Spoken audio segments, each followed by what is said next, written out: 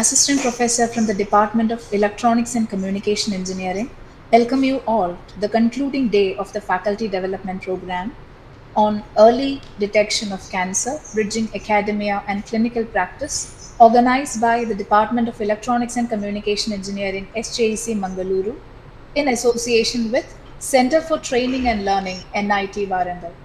After 8 informative sessions, today we are fortunate to have Dr. Kunal Pal, professor at NIT Roorkela, for a session on the role of chemometric analysis for medical applications. Dr. Kunal Pal obtained his bachelor degree in pharmacy from the College of Pharmacy in New Delhi. He pursued his further studies, completing his ME degree in biomedical engineering at Jadavpur University, Kolkata, and earning his PhD in material science from IIT Kharagpur. Following this, Dr. Pal served as a postdoctoral fellow at Ryerson University in Canada, broadening his global perspective. In 2009, Dr. Pal began his professional journey as an assistant professor in the Department of Biotechnology and Medical Engineering at the National Institute of Technology, Roorkela. His research primarily focuses on biomaterials, drug delivery mechanisms, food science, and innovative food design. Dr. Pal also possesses expertise in biomedical instrumentation and signal processing, showcasing his multidisciplinary approach. His academic prowess is evident through his extensive publication record, including 308 Scopus Index research articles, 44 papers with high H-index, 3 design patents, and 2 utility patents. Notably, he has been recognized in Stanford University's top 2% scientist list for consecutive years 2022 and 23. Dr. Pal has established research collaborations with several labs within and outside India, including the Indian Institute of Technology, Jodhpur, Seoul National University, South Korea, King Saud University, Saudi Arabia, Poznan University of Life Sciences, Poland, and the University of Philippines, Los Banos. As a principal investigator, Dr. Pal has secured 9 sponsored research grants in India. On behalf of the organizing team, I extend a warm welcome to Dr. Kunal Pal to the session. A hearty welcome to you, sir, and over to you. Thank you, madam. Thank you for the nice introduction. So, without delaying, let's move into our presentation.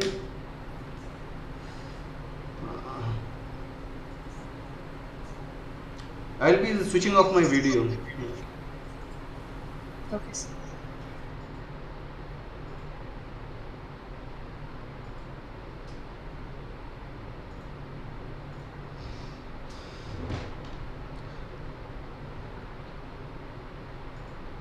So, is my screen visible to all of you? Yes, ma'am. Yes, sir. Yes, sir. It is visible. Okay. Thank you all. First of all, I would like to thank the organizers for inviting me here to deliver what we are doing at NIT Rourkela. So, a lecture on this one I will be discussing. So, today I will be discussing on the role of chemometric analysis for medical applications. So, basically what happens is that nowadays we have moved into the research in food. So what happens is that getting signals from the what you call from the biological, especially the human beings, it's quite difficult. So what I will be discussing today, it also applies to the medical field also, especially the cancer. So I will start with a background on how chemometric analysis it can help us in medical field, with a mention to how it can be used in what you call in cancer detection or cancer diagnosis or even cancer treatment. Okay, then I will be discussing about what we are doing at NIT Rourkela on the development of devices that have been integrated with artificial intelligence to analyze the food products. But the same device, it can also be used for cancer analysis especially for the diagnosis and the treatment perspective. So in this way I have designed my lecture. Okay, so as our notable professor she told, I am Kunal Pal.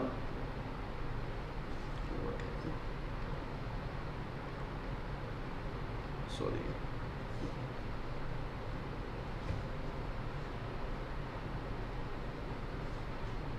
Something is happening. So I am Professor Kunal Pal. Okay. So I am working currently in the Department of Biotechnology and Medical Engineering, and I am from NIT Rourkela. The work that I will be presenting, it has been carried out by my PhD scholar, Mr. Deblu Sahu. Okay. So before going into the details, let us understand what do we mean by this chemometric analysis. Chemometric analysis, because this is a new term and many of us might not be knowing about what is chemometric analysis.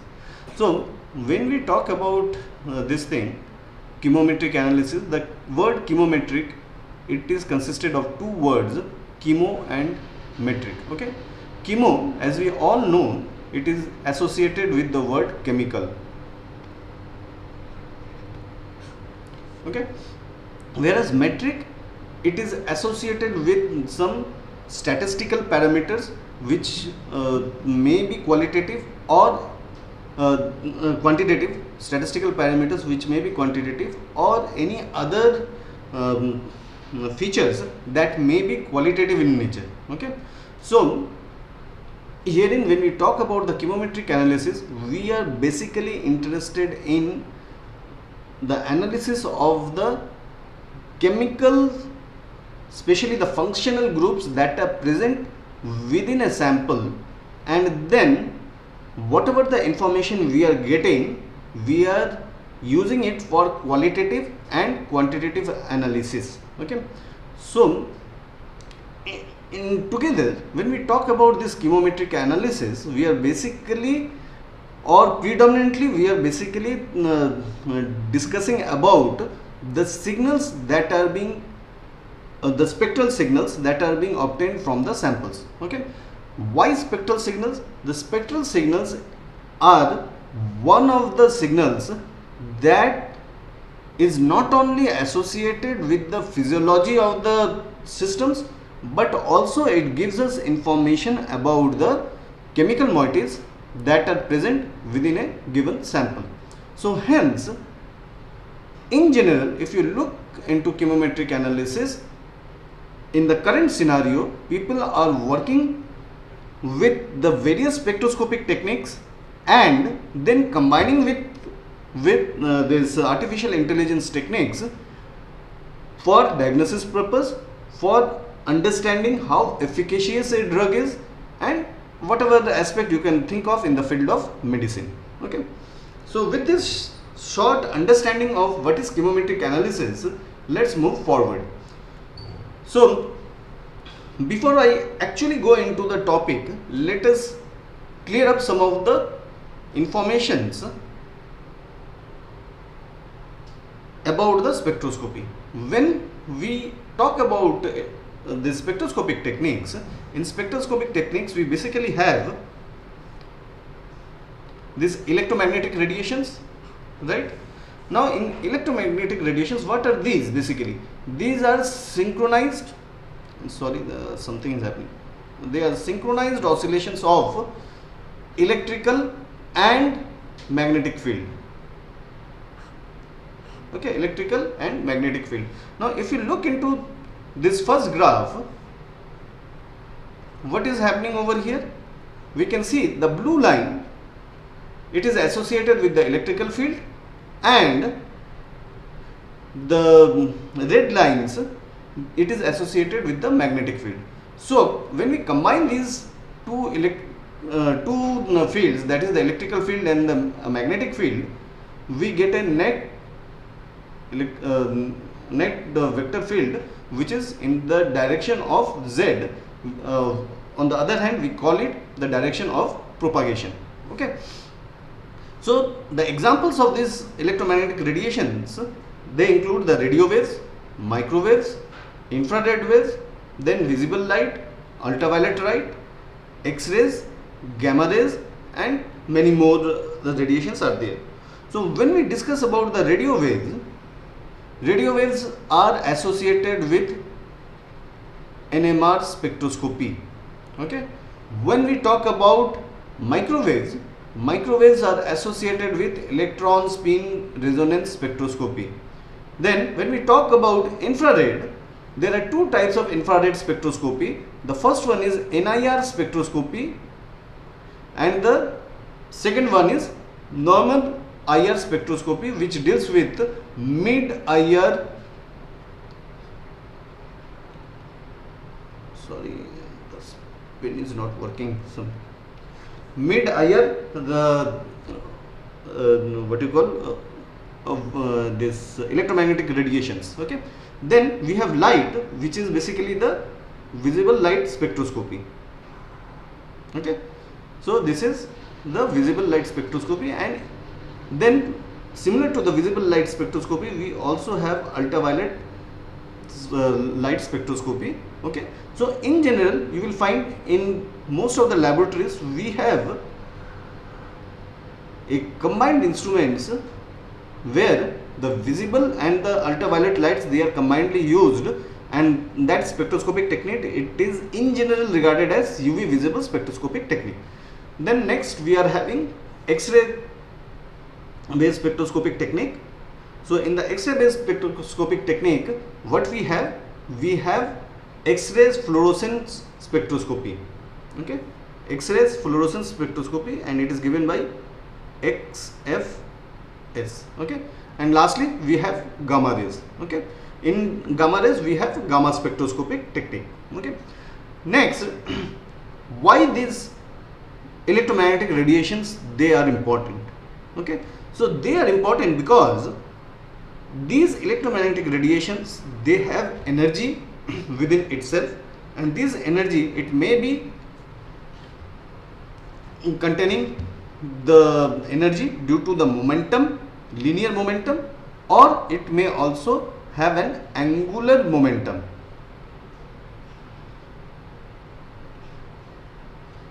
Sorry, it seems the driver of the digital pen, it is not installed, and I am having problem with this one. So still I will be carrying on. Next, so what happens as these electromagnetic radiations, they have these momentums or energy content within them.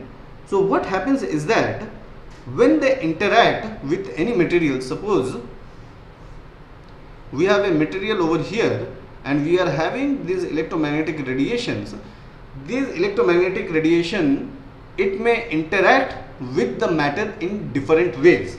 The first one is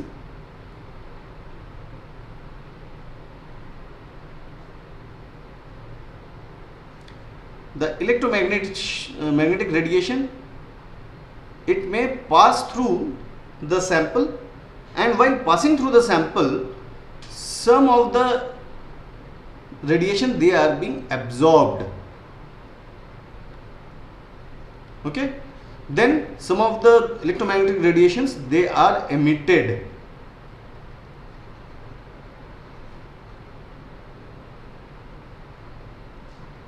Okay, on the other hand, there is another phenomenon which we call as scattering. So from the after electromagnetic radiations interact with the sample, they may get scattered from the sample. During the scattering also, what happens is that some amount of energy that is being absorbed by the sample we are analyzing. Okay, so in any of these interaction processes, if you see, the electromagnetic radiations, they basically impart the above quantities, that is the energies, in a specific way to the metals.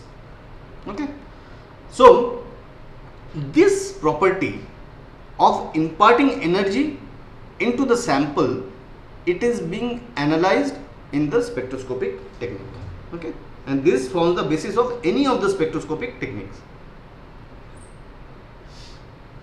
Now coming to the electromagnetic spectrum. So in the electromagnetic spectrum, what we have, if you see the wavelength chart, initially we are having the radio waves, which is having the longest wavelength. Then we are having the microwave radiation. Then we have infrared radiations. Then we have visible light radiation. Then we have ultraviolet radiation. Then we have X-ray radiation, and then we are having the gamma radiation. So as we move from left to the right, what is happening is that the energy content of the electromagnetic radiations, they are increasing. In fact, you must have heard that when we are using X-ray radiations, they have physiological effects, and they may ionize our biomolecules, that is the DNAs and the RNAs, and it may lead to the cancer. Okay, not only cancer, there might be other problems also. When the radiation dose increases, it may lead to the damage of the normal cells also. Okay, so the same thing happens with the gamma rays. So combinedly, both X-rays and gamma rays, they are regarded as ionizing radiations. Then when we come to the ultraviolet radiations, a part of the ultraviolet radiation, it also has some ionizing effect.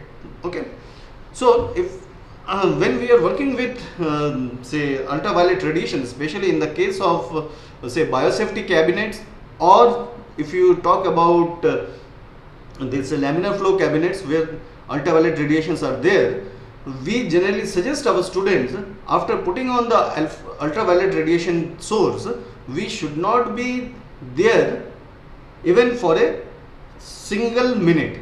As soon as you put on the ultraviolet radiation, you should get out of the ultraviolet area where the radiations are being exposed. This is because, as I told you, ultraviolet radiations, they also have sufficient amount of energy which may induce some physiological effect, detrimental physiological effect on the human being. Okay. So on the other hand, as we move towards the left, from the visible light to the radio waves, they do not have such kind of adverse effects. Okay, so we can now happily categorize ultraviolet radiations, X-ray radiations and gamma radiations as ionizing radiations. On the other hand, when we talk about radio waves, microwaves, infrared waves and visible rays, they are basically combined as non-ionizing radiations, and they are not much harmful to the human body. Okay, now if you look into the visible range in the matter of frequencies, so it ranges from 10 to the power 4 hertz to 10 to the power 20 hertz. Okay,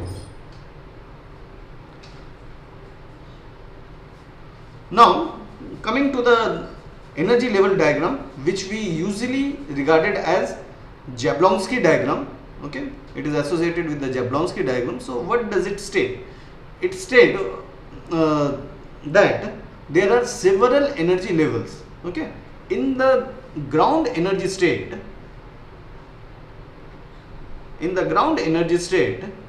we have on the left E0. So all these things, this wherever I have drawn the bracket, there we have electronic levels. Okay, so we have electronic levels. So in the electronic levels, the electrons are present, right? So in the E0 level, which is basically the ground state level, we have several electronic levels, and when we excite these electrons using say visible light or the ultraviolet light, what happens? These electrons, they gain this energy and they move into an excited energy state. Okay, into an excited energy state. Now this transition, it is regarded as the electronic transition. This is regarded as the electronic transition. Okay. Now within the ground state, if you see, we have certain levels.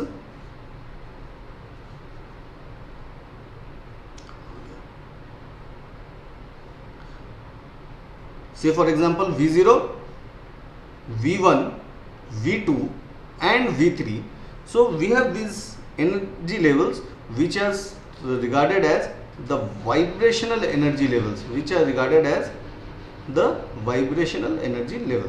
Okay. Now in these vibrational energy levels, the vibration of the molecules, they take place, and they usually are within the ground state level. And if you look over here, as we said, that when we have these vibration energy levels, they are within the ground state and they don't need much of energy. Okay. And if you look into the transition levels from V0 to V1, what is happening? The transition level is smaller than the electronic transition state. Okay. Similarly, within the vibrational levels, we have some levels which are regarded as rotational level. See, R1, R2, R3, R4, in this way it has been given. And in rotational level, we are having an energy which is lesser than the vibrational levels. Okay. So all these energy levels, they have a specific level in value. Okay, specific energy values. So transition needs a specific energy to be associated with the change in the levels. So in this way, we can say the electronic transition levels, where we are having the E0 to E1 transition, over here the energy content is much higher than the vibrational level, and then the rotational levels, they are having the smallest energy transition levels. Okay. So when we talk about this vibrational levels or the rotational levels, we are basically dealing with IR spectroscopy or Raman spectroscopy. And when we talk about these energy levels, we are mainly associating the electromagnetic radiations like UV radiations, ultraviolet radiations, then also we have X-ray fluorescence radiations. So wherever the energy content is very high, when the energy content is very high, then we can expect electronic transition of the signals. Okay. So if I go back to my chart, if you look from the visible and go towards the right side, there we will be experiencing electronic transitions. Okay. Whether it is X-ray fluorescence radiation the spectroscopy, or visible spectroscopy, or ultraviolet spectroscopy, or gamma spectroscopy, doesn't matter. Since their energy content is very high, in all these cases we will be looking into the electronic transitions. Now as we move towards the left hand side from the visible range, where we have infrared waves, so then we have microwave rays, then we have radio waves. In all these cases, you will be seeing that vibro rotational energy transitions, they are more predominant. Okay. Now this is a very good diagram, a spectral intensity diagram of xenon lamp. So in the xenon lamp, if you see, we have radiations that are being emitted from the UV range to the near IR range. Okay. Near IR range is somewhere up to 2200 nanometer. So our visible range, it is up to from say 400 nanometer to 800 nanometer. Okay. So when we use xenon lamps, these lamps, they can cover UV region, it can cover visible region, and it can also cover the near infrared region. Okay. Now chemometric analysis, selection of the spectroscopic method, it is very important. Why it is important? Because the, as I already told you, there are different types of electronic transitions or vibro-rotational transitions they are going on. Okay. Now let us see the mechanics, how they are working. In the first case, if you see, we have UV visible spectroscopy, and in the UV visible spectroscopy I have already discussed that the energy transition is very high. Okay. Now over here we can either go for absorption spectroscopy or emission spectroscopy, and herein the electronic transitions they are quite predominant. Okay. Then we have NIRS, near infrared spectroscopy. So over here if you see, there are some changes in the vibrational levels. Okay, so over here we study about the absorption of these radiations. Okay, then we are having infrared radiations. In the infrared radiations, mostly the rotational energy level changes in the rotational energy levels they are being studied. Okay, so now you see, as we change the spectroscopic technique, how the energy content within an electromagnetic radiations they play an important role.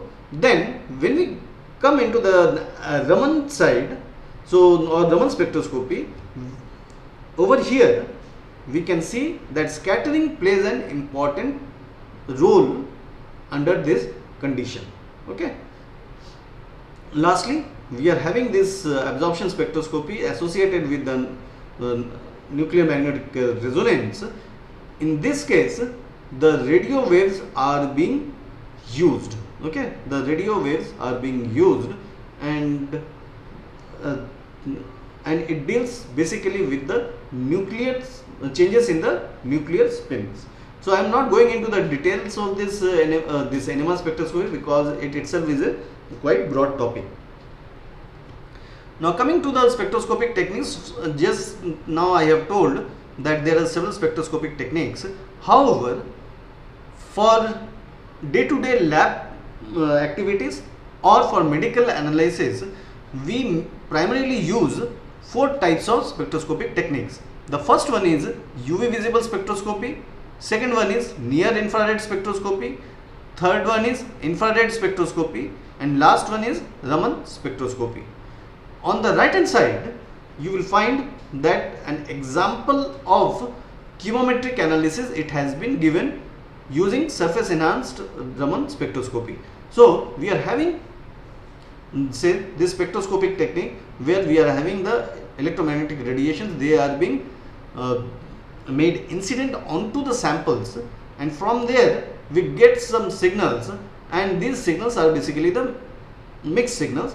Now if you look into this black line is nothing but the spectroscopic signal that we get from the spectroscopy.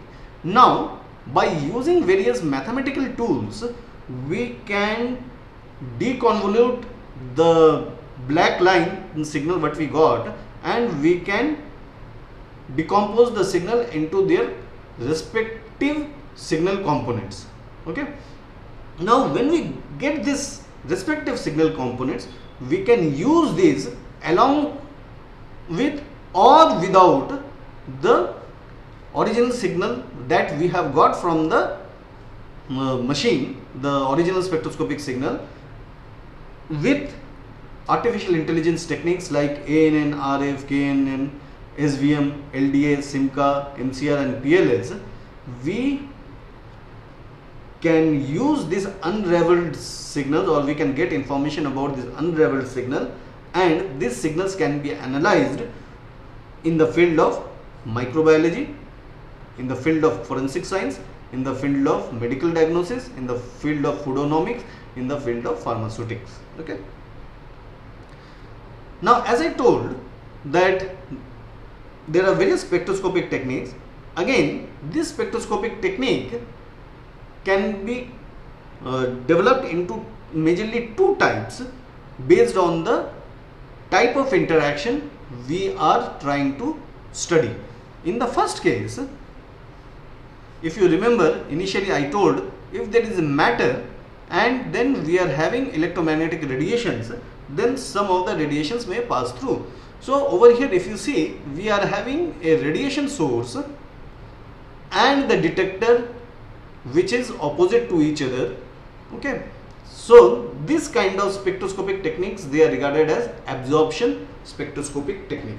Okay, they are regarded as the absorption spectroscopic technique. And if you see the first alignment, so we are having the lamp, then we are having the lens to collimate this electromagnetic radiations, then we can have monochromator. Monochromator, it helps us in selecting a specific wavelength of the electromagnetic radiations. Now that monochromatic light, it will pass through the sample, and then we get into the detector and the signals will be amplified and read out. So this setup, it is regarded as absorption or transmittance spectroscopic system. Okay, so why absorption? Because if you know the energy content of your of your original light or the incident light, and if you know the intensity of the transmitted light, then from there we can find out the intensity of the absorbed light. Okay, so apart from the transmitted intensity, we can indirectly get the absorbed intensity, and hence this type of setup, they are usually regarded as absorption or transmittance spectroscopic setup. On the other hand, we are having in the next case, this one, this spectroscopic technique, where we are having the light source, so, and the detector which is in the at the center point on the same side of the sample. So these are regarded as the reflective spectroscopic technique, and it may be regarded as diffuse reflective spectroscopy, because after the interaction of the electromagnetic radiation with the electromagnetic radiation with the sample, the light usually gets diffused, and hence this spectroscopic technique is regarded as diffused spectroscopic technique. Okay. Now coming to the chemometric analysis. What is chemometric analysis? Chemometric analysis, it basically combines the power of advanced statistical techniques,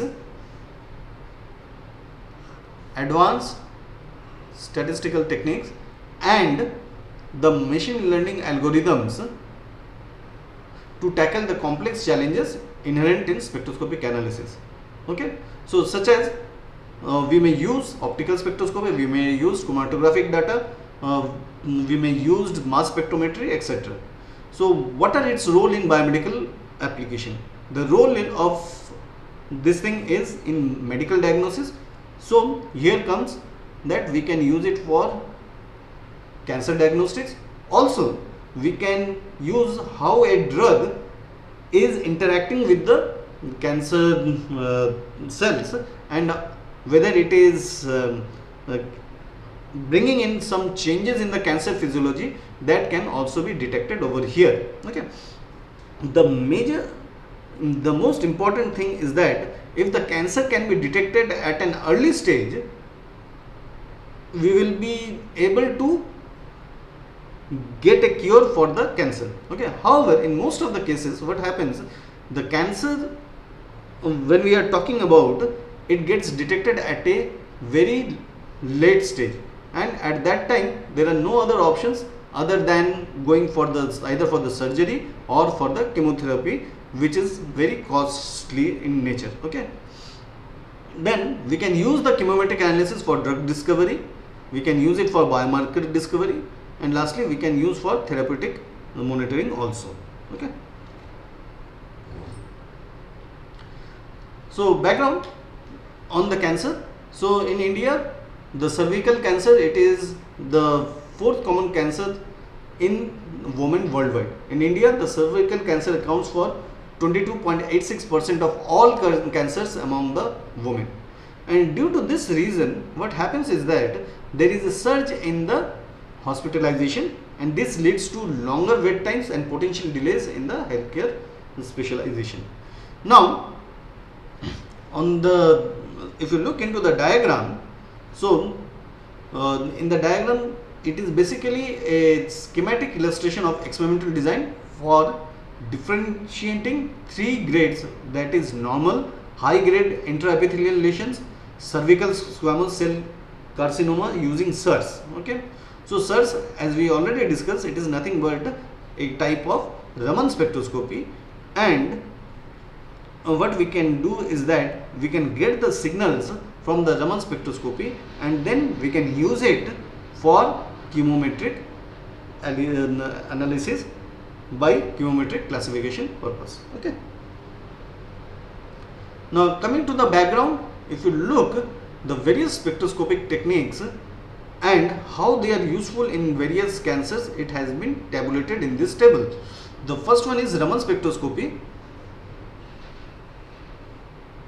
So in the Raman spectroscopy, if you see, it is mostly used in detecting breast cancer, skin cancer, brain tumors and other malignancies. Okay. Then IR spectroscopy, it is commonly used in diagnosis cervical, lung, breast and colorectal cancer.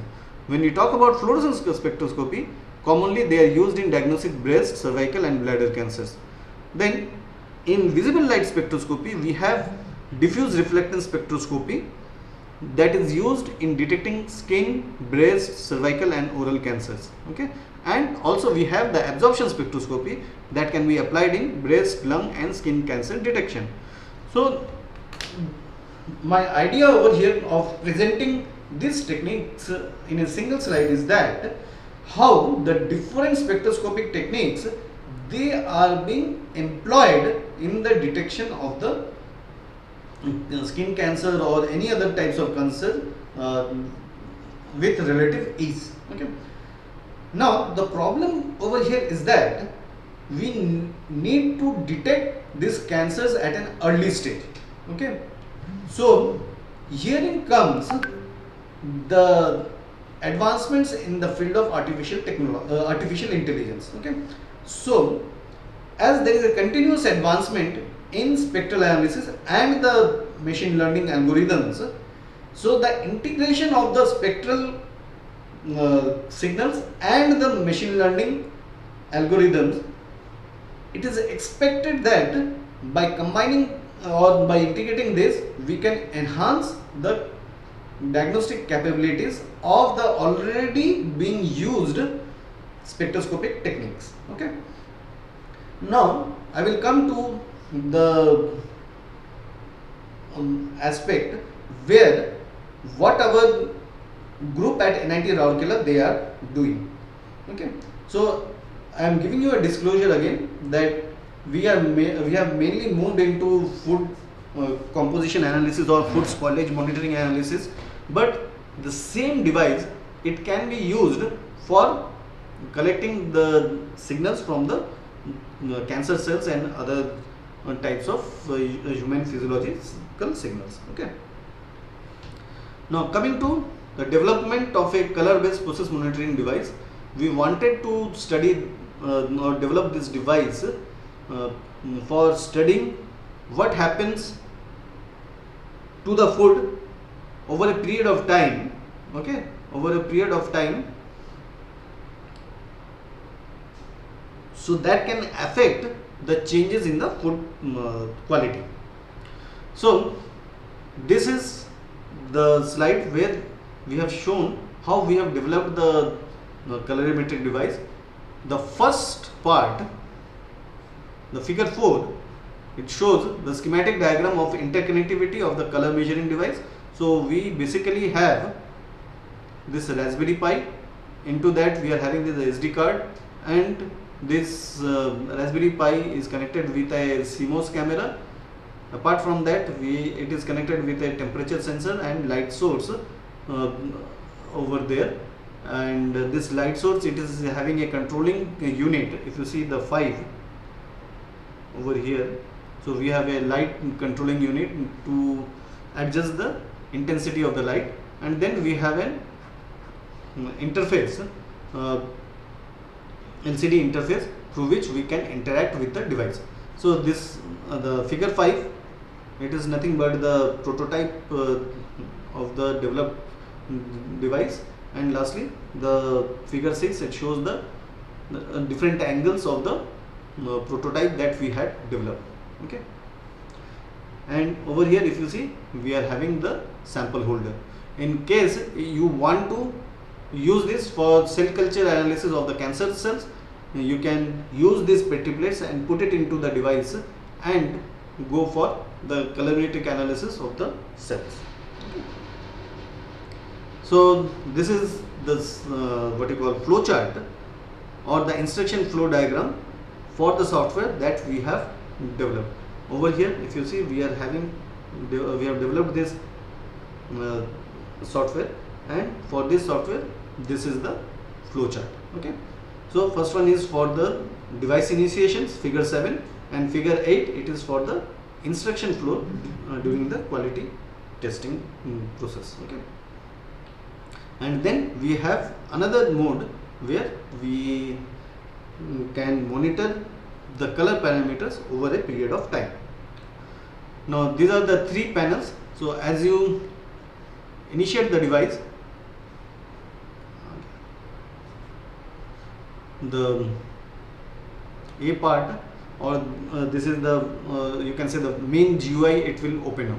So as the main GUI is opened up, you have to calibrate the sensor, and once you calibrate the sensor, then you will have to select either the test panel or the process monitoring testing mode. Okay, in the test panel we will having the 2 modes, quality testing or the process monitoring. As I told you, in the quality testing you can analyze a sample at a time. So if you want to analyze the 10 samples, so one by one you can sample it. Whereas on the process monitoring mode, you have to you can analyze a sample over a larger period of time. Now the B diagram, it gives you the what you call the interface panel for the color quality testing. After you click the quality testing, so it comes over here. You have to first enter your sample name, then when you click on the test after putting in the sample, so whatever the color it has sensed, it will be shown over here in the under the perceived color section. Okay, then what are the color parameters it has detected, it will put all these color values in the RGB format, CMY format, HSI format and CIE lab format. So this is in the quality testing mode. In the process monitoring mode, we have this process monitoring panel. Initially you have to give the sample name, click OK, so it will show you the current temperature over here. In the process monitoring mode, as we were interested in the temperature in this thing, so we had to give the process time for how long we want to monitor. So time interval, at what interval it should do the this measurement, and since we are very interested in a temperature based event, so we put a start temperature, at what time, at what temperature the device should start recording, it has been put in, and then these parameters have to be this save has to be clicked, and after we do that, then we click on the test, and over a period of time it will measure the color model parameters, then derived parameters from the color plot, and then it will be able to plot the images over there, and also it will show the last captured image. Okay. So methodology, so first of all, using this device we can do mainly 3 types of analysis. First one is colorimetric analysis, where we can just analyze the color. Then we are interested in how the fat based systems, they undergo gelation. So initially it was gelation kinetics. In the gelation kinetics and in the crystallization process monitoring, both are being performed in the process monitoring process monitoring setup. And the difference between this is that in the gelation kinetics, we are mainly interested in the temperature versus the time. Okay, so we were measuring the temperature with respect to the time parameter. Okay, where time was the independent variable. On the other hand, we had crystallization process monitoring, where we were interested in the variation of the color parameters over the change in the temperature. Okay, so this is the main difference. In the gelation kinetics, we were monitoring the change in the temperature with respect to time, and in the crystallization process monitoring, we were interested in monitoring the color parameters with respect to the temperature, which was taken as the independent variable. Okay, and lastly, to test our device, we used a butter sample for real to understand whether our device can be used to in the real time to analyze the what do you call any other fat based systems. In this case, we have taken butter as the sample, but you may take chocolates, whether milk chocolate or dark chocolates, as an as your own sample. Okay, coming to the results. So the color software analysis, if you see the outputs over here, after you calibrate the samples, you get that the device is being calibrated. So after the calibration, we go for the color analysis. Over here, if you see, so herein we have put a blue placard, and after the blue placard has been put and we have tested the sample, we have this RGB value over here, CMY value, HSI value, and CI live values. And on the other hand, on the right hand side, we have these color measurements from the X-Rite colorimeter, which is a commercially available device, and our in-house developed system, and we have analyzed the thing. Okay, so what happens is that if you look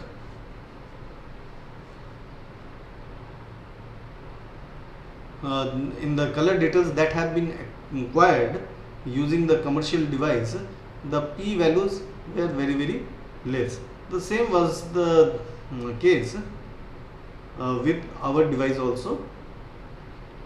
Okay, so however, in our case, so what happens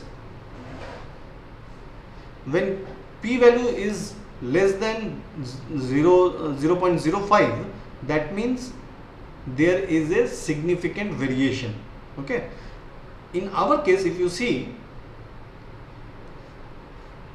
we are having values in most of the cases where we are having these color parameter values which were insignificant in nature. That means whatever the control placards we have developed with the color parameters given, and then when we analyzed it, they were not in most of the cases they were not different, and we got similar values. Okay, we got similar values.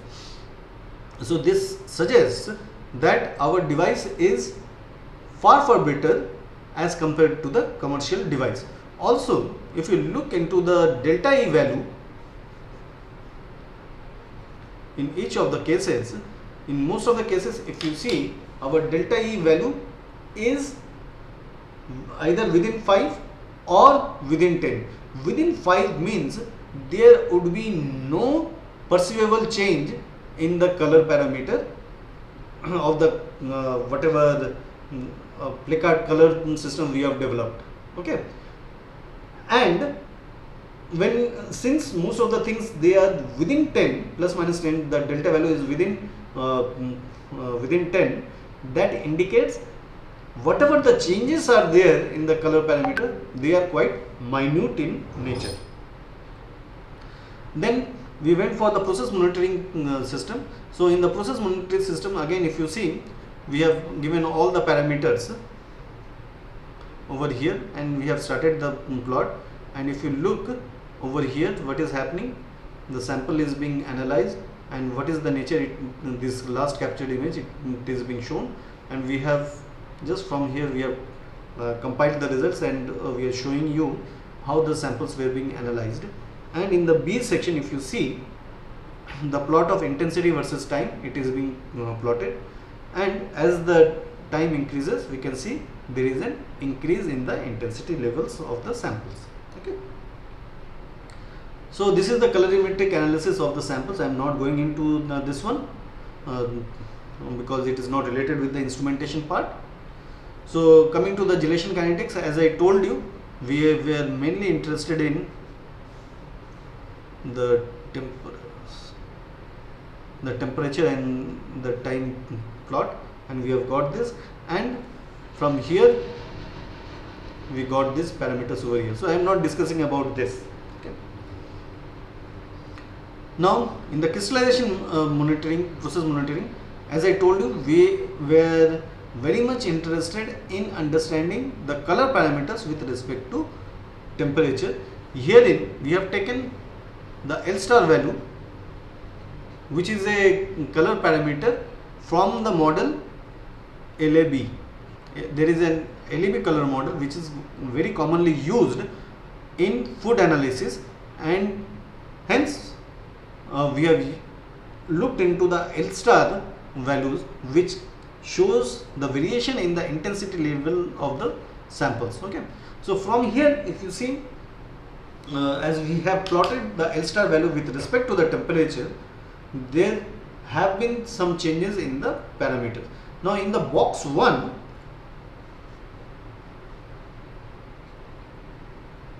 this box 1 suggests that there is a prior to that we have the nucleation stage, where the fat molecules, they were being combined, the fat molecules were combining together to form a nuclei. Just after this box 1, you can see there was an increase, significant increase in the L star value. Previous to the box 1, that change was quite gradual. Okay, that change was quite gradual. This suggests that after a particular point as marked in box 1, the nucleation has already taken place, and there is a drastic increase in the L star value after the nucleation stage, where the crystal growth basically happens. Now after the crystal growth, if you see again, there was another change in the levels, in the L star levels. So that is called the secondary crystallization. So the first region, it is the nucleation stage. The second region, it is the primary crystallization stage, and the third stage after the box 2, it is regarded as the secondary crystallization stage. So as we varied the temperature of incubation for the process monitoring application, we can see that there is a change in the L star versus temperature profiles. Okay. So these are the parameters. I am not going into the details of this one. So then testing using the butter sample. So similar to the previous samples what we have analyzed, which are basically the oleogen samples, over here also we have analyzed the butter sample. So in the butter samples also, if you see, there are two parameters, box 1 and box 2. So this is the nucleation stage. Over here, after the nucleation, there is an increase in the intensity levels, which denotes the primary crystallization, and after the box 2 we have the secondary crystallization. And when we compared the data with the differential scanning calorimeter, we also got two peaks at similar locations. That means our device, it is perfectly working fine, okay, to detect all the thermal events associated with the changes in the morphology of the food samples. Okay. Now summary is that we have developed a system where dual operating modes, that is the quality monitoring and the process monitoring modes, were implemented, and our device, it performed better as compared to the commercially available device. Then with this device we were very much we were able to analyze the butter crystallization process in a better way, and the results were similar to that of the DSC analysis, which is a very costly equipment. Nowadays it costs approximately 25 lakhs. So we were able to correlate our results with a sophisticated device. Okay. So we have already filed an utility patent and we have submitted the FER. So next, coming to the development of ML enabled spectrometer cum colorimeter. So let's see what we have done. So chemometric analysis and food safety we have already discussed. So our main interest over here is that data matrix. We can collect the spectral information, vibration information, signal intensity, hyperspectral images and wavelengths from the spectroscopic data, and they can be used for the analysis. Okay. So coming to the real chemometric analysis, what are these? So I am sure that by this time you have heard about the various artificial intelligence techniques and what are their classifications. So if you look into the chemometric techniques over here, and if you look into the flow diagram or the classification diagram, it remains the same as that of any machine learning or AI models, right? So in our case, what we have done is that we have taken PCA and also we have taken RF, SVM, GBT, XGB, AB and DT. Then the regression models where we try to find out or predict something. So this PLSR, SVM and RF, they are commonly used. So in our case, what we have done is that we have taken the supervised methods in the first for the classification purpose. We have taken the supervised method, and for the prediction we have used this PLSR, SVM and RF models for the prediction purposes. Okay. So why we need such kind of chemometric based system in food industry? This is because if you look into all these articles, they are relatively new articles, and you will find that when we talk about these food materials, so the spoilage is going on and we are not able to detect the thing in a proper way. Okay, so the regulatory officers or even as a consumer, we should be aware of the contaminations that in the food products that are present to us. In a recent study, just day before yesterday, one of my student, he forwarded that in many food samples that have been collected in India, they contains high amount of lead. Okay, so which is detrimental for our health. So we as a consumer, we should be very we should be very careful, and we should be educated to know which food products need to be avoided, or whether the food product has got some contamination, microbial contamination or not. Okay. So considering that, we developed this standalone spectrometer. It is not a standalone basically. So we developed a spectrometer cum colorimetric device. In over here, what we have is that, unlike the previous one where we had the standalone, we had this Raspberry Pi which was doing all the computation part. Over here we were having the USB connectors so that the device can be directly connected to the computer, because in this system what we have is that we need to compute the spectral components, as the name suggests, this spectrometer, right? So we need to develop a system where we should have a spectrometer. Okay. Now the computation of the spectral components, it is somewhat computationally hungry algorithm. Okay. So because of that, we need a laptop or a computer to do that computation. Apart from that, all the functionality of this system and the previous system, it remained the same. So this is the hardware development where we have this device attached to the computer, and the software has been displayed on the screen of the computer. So this is the software for the spectrometer cum colorimetric device. So instruction flow diagram has been given over here. So methodology, just a minute.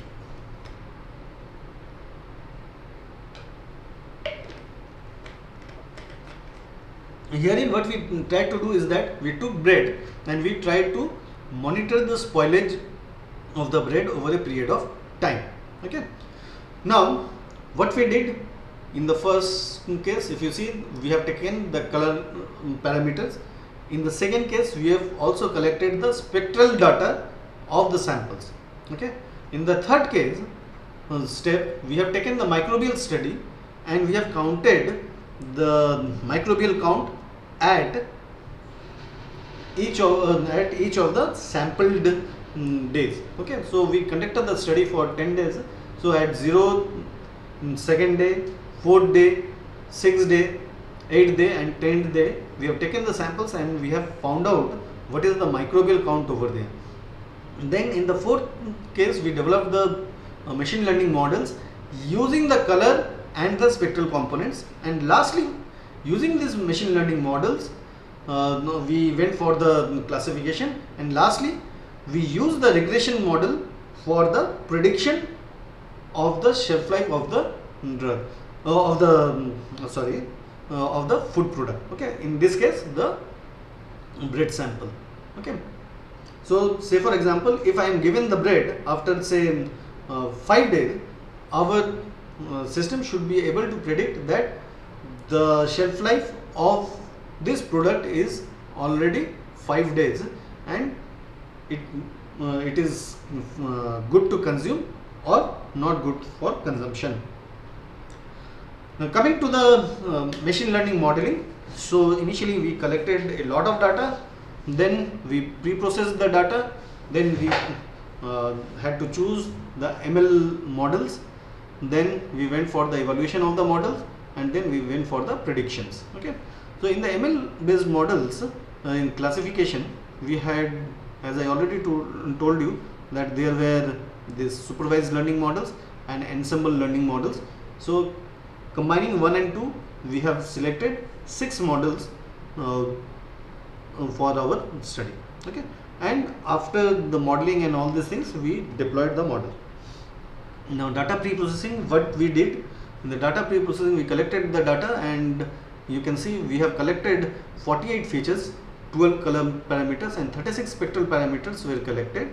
So in total it is the 48 features. Then these features were integrated under the data integration tab given over here, and after we have integrated the data, we went for the feature selection and we employed forward selection method for the selection of the data, and we found that 15 features that were being analyzed using the GBT model, it showed us the highest accuracy, and hence we from this feature selection method we created a new data set which consisted of 15 features.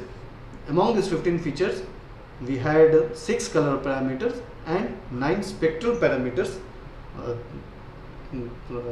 Okay, so this is how we went for the optimal feature selection. If you see in the GBT, we are having this thing, the 15 features, it showed us the highest accuracy of 92%. Okay, with that then we went for the next regression model, this thing. So sorry, this is not regression. Yeah, we went for the model training and the testing. So we had this data. So we had this data set. So we went for k-fold validation. So we went for basically 5-fold cross validation, and the training and testing data, they were being split into 80% and 20%. Then we developed these models by employing the model hypertuning and training this thing, and for that we used hypertuning with grid search CV for the model training. So we took the best model parameters, and the models that were being developed, they were being tested using the validation or the testing test, and then it was being deployed. In the next case, we went for the shelf life prediction. Over here also the data was being segregated into 80% and 20%. 80% and 20% data. Then we went for feature selection using various methods, like in the first one we did not go for the feature selection. Then we had cars, SPA, and cars plus SPA. Then again we went for model hypertuning and training, and over here again we used hypertuning with grid search CV. Then we went for the model training.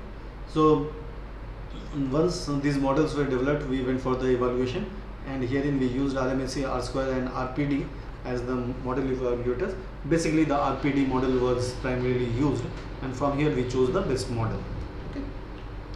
So results, if you see, we were able to generate the spectral data from our device.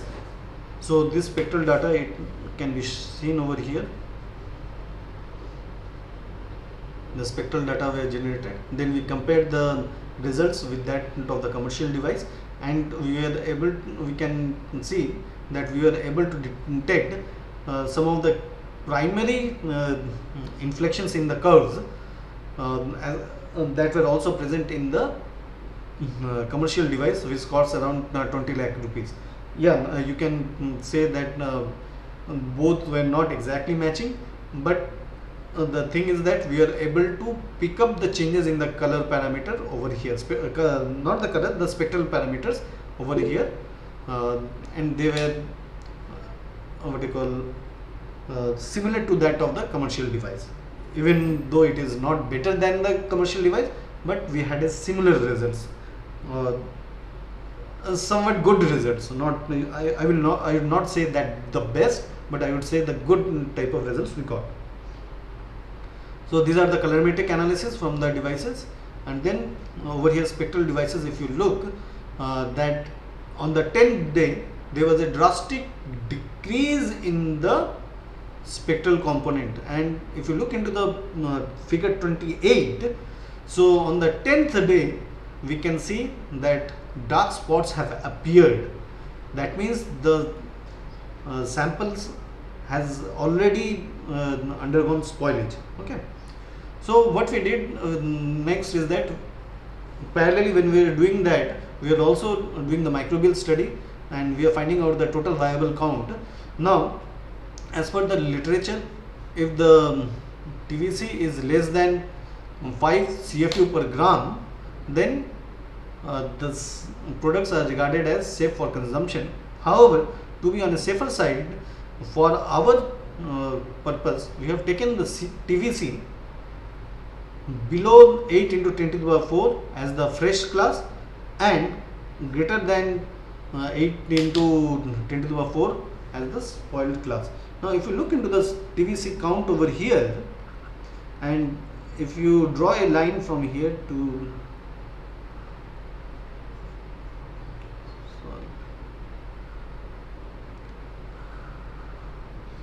here, so the class day 10 data, it is already gone. Okay, so it is spoiled. On the other hand, day 8 data is also it is spoiled. However, in day 6 it was just below 80 into 10 to the power 4 data. Okay, so hence we are saying that we classified day 8 and day 10 data as the spoiled data, and up to day 6 data we have taken it as the fresh model. Okay, fresh samples. So then we went for the this regression ML based this classification, and we can see that in the ML based classification we have this F1 score as 99.69 both, and also in the validation and the testing 93.75, which is much higher, and however the execution time was quite higher also in this case. So we can see that we are getting a good classification accuracy for the classification of the data. Okay. So these are the confusion metrics of the testing set. Then we looked into the training error versus the validation error. Since both of them, they are not crossing over each other, so that means there is no what do you call this overtraining or overtraining or the overfitting of the data basically. Okay. So these are the ROCs. Now then we went for the shelf life prediction. Okay, in the shelf life prediction, if you see the RF and the model RF along with the feature selection model of SPA, it is giving us a value of RPD value of 2.889. So this means that this RF model with SPA feature selection model method, it is the best model for the prediction purpose. As a matter of fact, when the RPD value is greater than 2.5, then it is regarded as to be the good model for to be employed for prediction, and here we have got it as 2.889, which was the highest among all the other models. If you look into the other models, in most of the cases except this SVM plus SPA and PLS plus none, in all other models we have got readings either equals to 2.5 or more than 2.5. So all other models are also quite good. However, we found RF plus SPA feature selection method, it was the best. Then the scatter plots, the actual and the predicted storage time using RF and SPA has been shown in figure 34. Okay. So this is the shelf life prediction count what we have got, and how we have classified the to the predicted days. Okay. So this is the summary.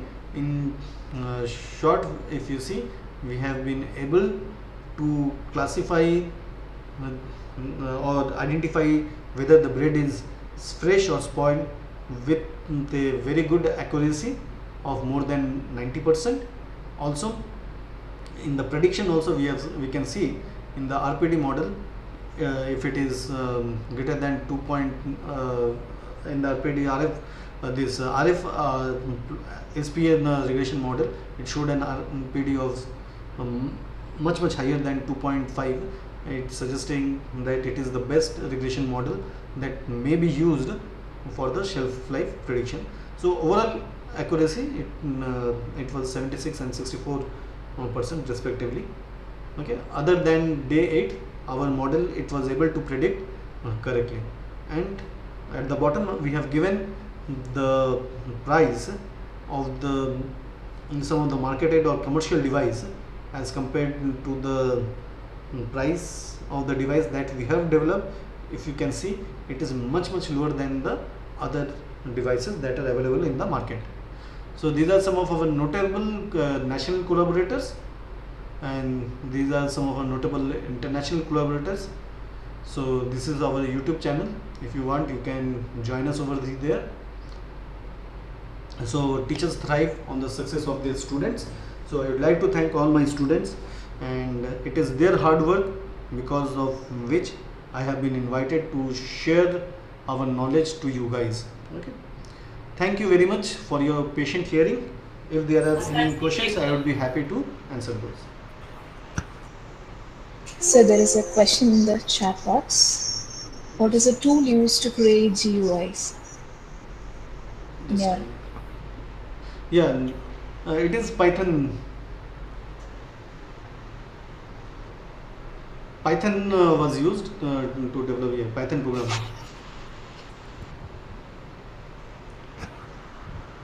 Sir, it's very happy to see your exhaustive work, which is conducted in your institute, sir. Sir, actually, one query. Yeah. So which spectroscopic technique you advise for cervical cancer detection, sir? Maybe the cervical cervix images, I would say. So, is it colorimetric spectroscopy can be used, sir? Yes, See what we have done over here. If you see, we have just used this RGB images, right? Okay, okay, okay. You have seen that we have used the RGB images, and Yes, in our sir. next work, what we are doing is that we are basically in the process of filing a patent for that.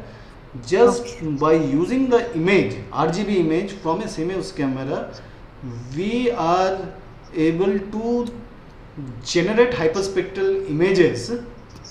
Okay, Okay. so which is one of a type. So I cannot disclose all the thing, but just by Yes. doing some image processing methods, you can generate the at least the visual range hyperspectral images, and Okay.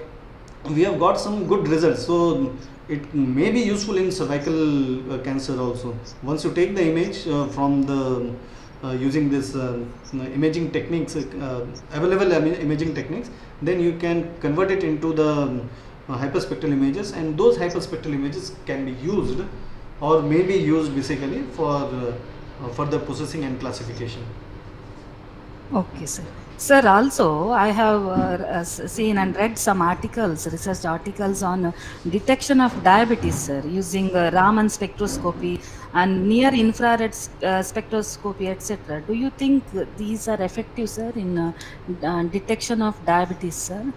I am a little out of the scope, sir. I just want, just for No, curiosity. nothing is out of scope. So, Yes, as sir. I told you, Yes. maybe I will put on my video because that might be good. So, what happens is that spectroscopy, Yes. we are not understanding that spectroscopy is one of the strongest tool in the world. Okay. In fact, when we talk about any biological data, Yes, sir. spectroscopy is a technique which can Yes. give you information about at a molecular level. Yes, Are you sir. getting my point?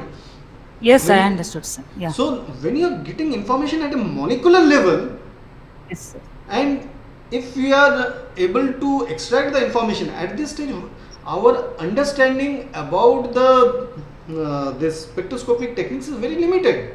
If you ask Okay. a student who is working on FTIR, I have seen my students, and I have seen in one of the universities I was the expert for the faculty in recruitment. So Yes, sir.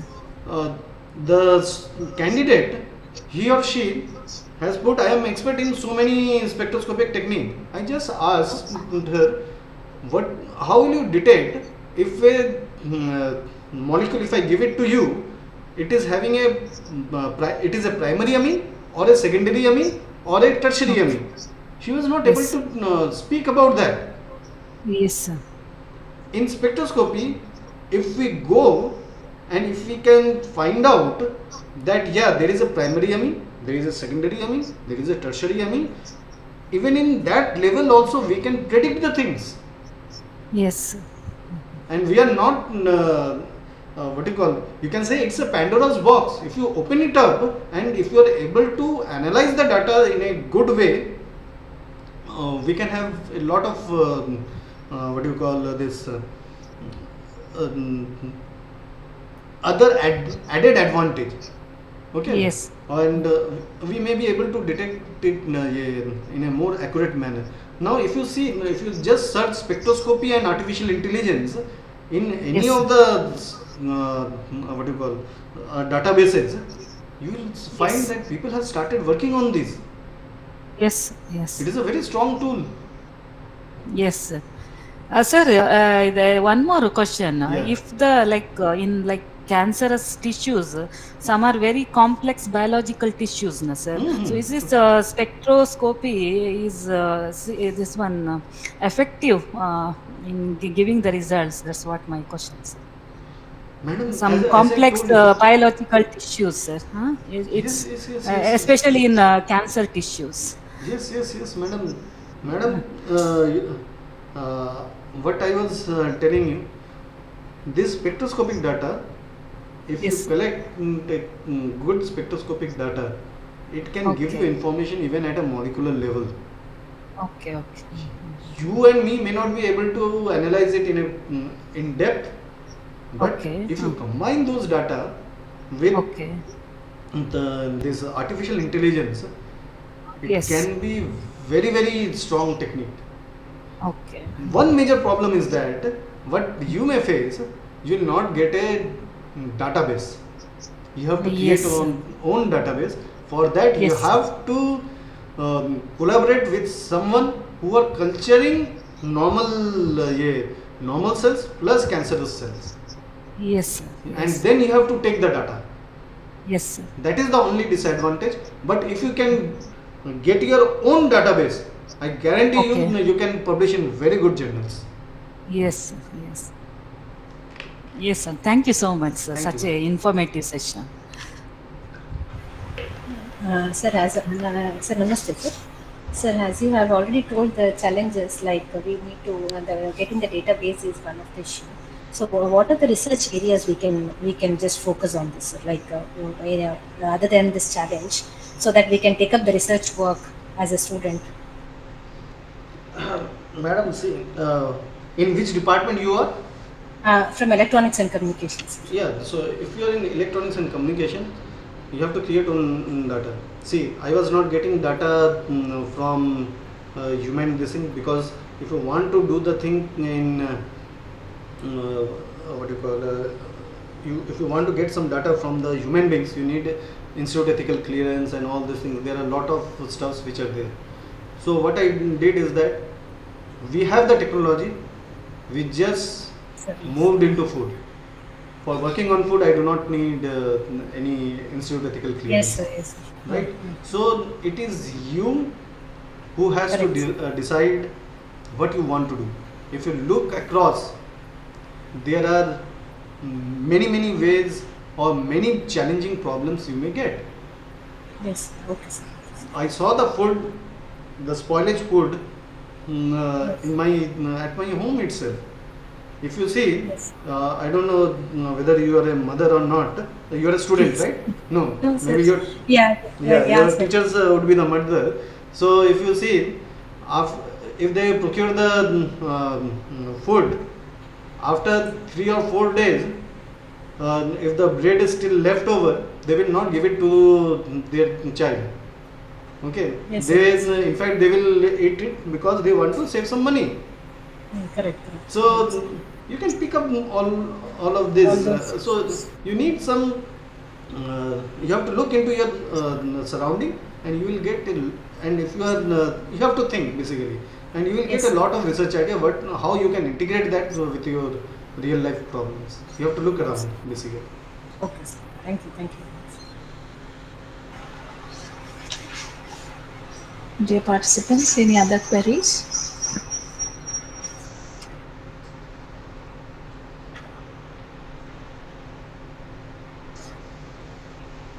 Okay, so as we approach the end of the session, I would like to thank Dr. Kunal Pal for delivering such an insightful and knowledgeable session. So the introduction to chemometrics from the basics was very much valuable, extremely valuable it was. And the session was so engaging, and thank you very much for detailing all the works that is done at NIT Rourkela. And I'm confident that all the participants now have a deep understanding on the different spectroscopic methods, which will definitely benefit in their research endeavors. Thank you very much, sir. Thank you, madam. Thank you for having me. Yes, and I request all the participants to please switch on your videos for a photo session. So I have to stop presenting them. Yes, sir. Yes, sir.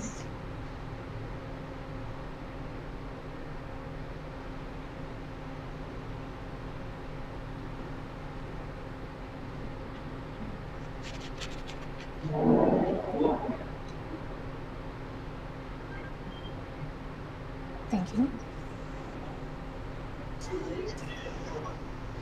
So, dear participants, please note that the afternoon session will start exactly at 2 p.m., followed by the valedictory at 3:30. And soon after that, there will be a half an hour test in which 60% of mark is expected for eligibility. Thank you very much. Okay, thank you all. Bye. Yeah, thank you.